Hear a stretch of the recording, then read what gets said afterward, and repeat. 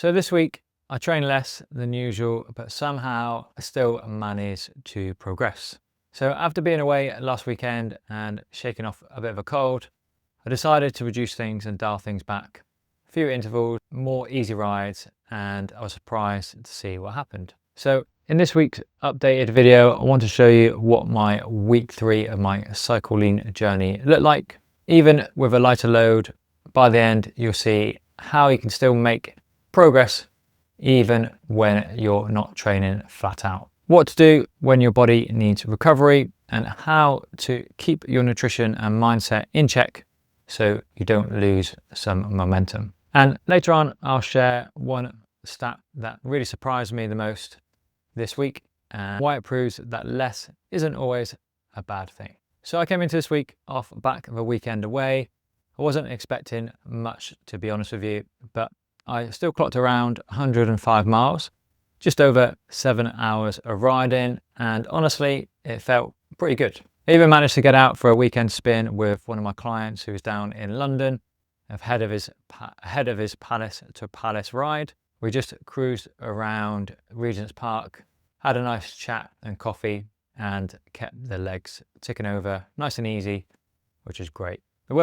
The weather wasn't ideal though, a bit windy and damp, but it dried up eventually and reminded me that not every session has to be intense to move things forward. Sometimes just staying consistent can be enough. This week I was also shaking off a bit of a cold, so I decided to back things off a little bit. So instead of forcing myself to do intervals or chasing certain power numbers, I decided to swap them for an easy zone 2 session and took 2 full rest days on Wednesday and Friday. That's one of the hardest lessons to learn as a cyclist, is that recovery is all part of your training. You don't lose fitness from 1 or 2 easy days. In fact, you often bounce back even stronger by having those rest days included. And it worked. I finished the week feeling refreshed, more motivated heading into week 4. And on the nutrition side, I've been sticking with my lower carb breakfast most days, still having porridge a couple of days a week, but mostly it's been eggs on toast with some tomatoes and mushrooms. It's actually turning into one of my favorite breakfasts now, really tasty and keeps me full for hours. So overall, the biggest win this week has been my body composition. My weight stayed stable, but I dropped a little bit of body fat and gained about half a kilo of muscle. And I'm really happy with that progress, which shows that I'm fueling right and recovering well. I'm still finding I do need to eat a little bit more. A couple of evenings a week, I tend to skip dinner because I don't want to eat too close to bed.